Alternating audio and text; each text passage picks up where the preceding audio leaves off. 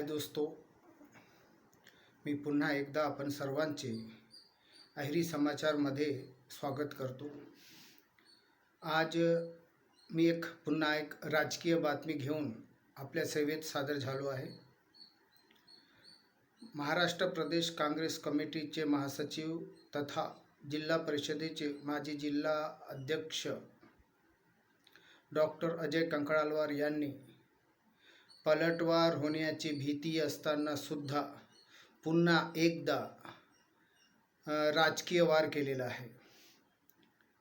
यापूर्वी कृषी उत्पन्न बाजार समितीचे सभापती रवींद्रबाबा आत्राम यांना अपात्र करण्यासाठी जिल्हा सहकारी संस्थेमध्ये याचिका दाखल केली होती।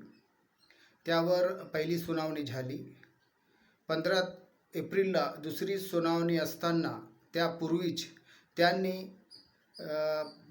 23 मार्च रोजी अहिरीच्या सहाय्यक निबंधक सहकारी संस्था यांच्याकडे एक पुन्हा याचिका देऊन खमंचेरू आदिवासी सहकारी संस्थेच्या कार्यक्षेत्रात सभापती रवींद्रबाबा आत्राम यांची जमीन नसल्याने त्यांना अपात्र ठरवण्याची त्यांनी मागणी केली।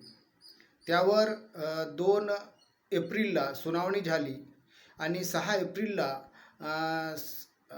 ए आर मिस्टर गाडे यांनी एक आदेश पारित करून की रवींद्रबाबा आत्राम यांची खमंचेरू सहकारी संस्था क्षेत्रामध्ये शेती किंवा जमीन नसल्यामुळे त्यांना अपात्र ठरविण्यात येत आहे असा त्यांनी आदेश दिला।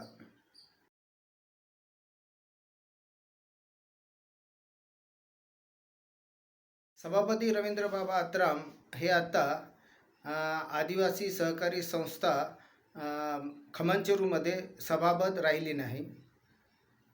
त्यामुळे याचा प्रतिकूल परिणाम आता जिल्हा सहकारी संस्थेमध्ये सभापती पदाची जी सुनावणी सुरू आहे अपात्रतेची, त्यावर प्रतिकूल परिणाम होणार आहे। जो व्यक्ती एखाद्या सहकारी संस्थेचा सभासद नाही तो व्यक्ती कृषी उत्पन्न बाजार समितीचा सदस्य आणि सभापती राहू शकत नाही। याबाबत थोडी माहिती घेतली असता रवींद्रबाबा आत्राम जर गडचोली सहकारी संस्थेतून अपात्र ठरले तरी ते सहकारी संस्थेचे आयुक्त नागपूर येथून किंवा सहकार मंत्री यांच्याकडून स्टे घेतील आणि पुन्हा सभापती पदावर आरूढ होतील अशी माहिती किंवा अशी कुणकुण लागण्याने डॉक्टर अजय कंकळालवार यांनी रवींद्रबाबा आत्राम यांना पुढे संधी मिळू नये म्हणून त्यांना सदस्य म्हणून सुद्धा अपात्र करून घेतले अशी चर्चा राजकीय गोटात सुरू आहे। डॉक्टर अजय कंकळालवार आणि रवींद्रबाबा आत्राम हे सध्या एकमेकांचे राजकीय विरोधक आहे। पण रवींद्रबाबा आत्राम यांच्याकडे सत्ता आहे, या क्षेत्राचे आमदार त्यांच्याकडे आहे आणि त्यांच्यावर वार केल्याने पलटवार होऊ शकतो याची शक्यता असताना सुद्धा डॉक्टर अजय कंकळालवार यांनी त्यांच्यावर पुन्हा एकदा वार केलेला आहे। येथे भीती असताना सुद्धा वार करताना ज्या मुख्य अधिकारी गणेश शहाणे यांनी निर्माणधीन आणि अजय कंकळालवार यांची 1 कोटी रुपयाची जे बिल्डिंग बांधकाम सुरू होते ते अवैध घोषित करून त्याला पाडले, 1 कोटीच्या सरळ नुकसान केला। सोबतच बिल्डिंग पाडण्याचा खर्च म्हणून 7 कोटी 80 लाख रुपये देण्याची त्यांनी पत्र दिलेलं आहे। याचा अर्थ 8 ते 9 कोटी रुपयांचा ज्या गणेश शहाणे यांनी अजय कंकळालवार यांचं नुकसान केला त्या गणेश शहाणेबद्दल अजय कंकळालवार मात्र मौन आहेत। तसे ते आज मौन झालेले नाही, ते आज मौन झालेले आहे। यापूर्वी त्यांनी बदला घेण्याचा प्रयत्न केला। काँग्रेसचे ज्येष्ठ नेते आणि विधिमंडळातील काँग्रेसचे गटनेते आदरणीय विजय वडेट्टीवार साहेब यांच्याकडे त्यांनी गणेश शहाणे यांची तक्रार केली होती.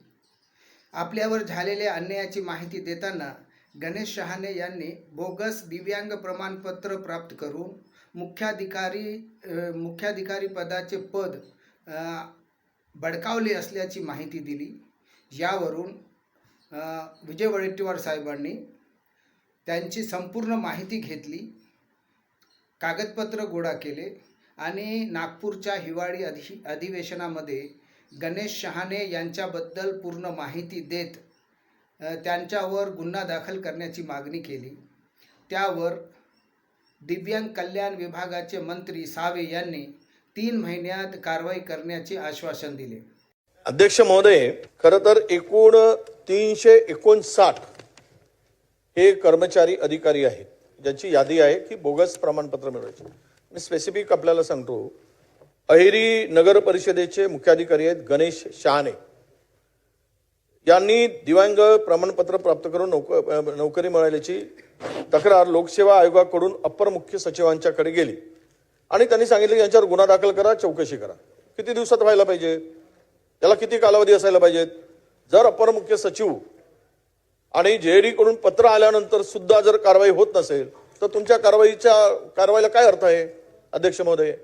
म्हणून हे बघा अध्यक्ष महोदय, आता यांनी 24/10 पुन्हा दुसरं पत्र दिलं आणि तहसीलदारांनी नायब तहसीलदारांनी जिल्हा सहाय्यक आयुक्ताला पत्र देऊन याच्यावर फसवणुकीचा गुन्हा दाखल करा म्हणून सांगितलं. कुठला राजकीय दबाव येतो एका अधिकाऱ्यावर कारवाई करायसाठी? आणि तो बोगस प्रमाणपत्र. असे 359 लोक आहेत महाराष्ट्रामध्ये ज्यांनी दिव्यांग बोगस प्रमाणपत्र घेऊन नोकरी बळकावली आहे आणि त्याच्यावर कारवाई होत नाही. माझा स्पेसिफिक प्रश्न असा अध्यक्ष महोदय, आपल्याला विनंती आहे की हे जे गणेश शहाणे नावाचे मुख्याधिकारी आहेत यांनी बोगस प्रमाणपत्र घेऊन ती नोकरी बळकावली आहे, ते कार्यरत अहेरी नगर परिषदेमध्ये, यांच्यावर आपण किती दिवसात कारवाई करणार आहात? आणि स्पेसिफिक सांगा की कारण सर्व पत्रव्यवहार झालेला आहे, किती दिवसात कारवाई होईल हे सांगावं. अध्यक्ष महोदय, सन्माननीय सदस्य वडेट्टीवार साहेबांनी जो प्रश्न विचारला त्याच्यात मी आपल्याला अगोदर त्याचं उत्तर दिलंय की आम्ही जे यादी आमच्याकडे बोगस याची आली आहे त्याची आम्ही ऑलरेडी संबंधित ज्या विभाग, महसूल असेल, सार्वजनिक बांधकाम असेल किंवा कुठल्या त्या विभागाला आम्ही त्याची यादी आमच्याकडे आलेली पाठवली आहे आणि त्यांना UDID तपासणी करून 3 महिन्याच्या आत त्याच्यात कारवाई झाली पाहिजे असं आम्ही ऑलरेडी स्पेसिफिक पत्र दिलेलं आहे सगळ्या डिपार्टमेंटला, JDच्या माध्यमातून पण दिलेलं आहे. त्याच्यामुळे नक्कीच 3 महिन्याच्या आत सगळ्यांवर कारवाई होईल. 3 महिने लोटले तरी अजय कंकडालवार मौन आहेत. 3 महिन्यानंतर कारवाई झाली नाही आणि 3 महिन्यानंतर मुंबईमध्ये बजेट सेशन होता, हिवाळी अधिवेशन, बजेट सत्र होता तिथं. त्या बजेट सेशनमध्ये सुद्धा आमदार वडेट्टीवार यांनी या मुद्द्याला उचलला नाही. एवढेच नव्हे तर मुख्यमंत्री फडणवीस साहेबांनी सभागृहामध्ये दिव्यांग कल्याण विभागासंबंधात माहिती देत होते तेव्हाही त्यांनी टोकले नाही किंवा गणेश शहाणेचा मुद्दा काढला नाही. यावरून लोकांमध्ये आश्चर्य व्यक्त करण्यात येत आहे. एकीकडे पलटवार होण्याची भीती असताना आणि फक्त राजकीय नुकसान झाले असताना त्यावर अजय कंकडालवार हे पलटवार करत आहेत आणि दुसरीकडे एवढे मोठे आर्थिक नुकसान झाल्यावर सुद्धा गणेश शहाणेबद्दल मौन पाडून आहे. हे एक न उलगडलेले कोळे आहे. बघूया पुढे काय होते ते.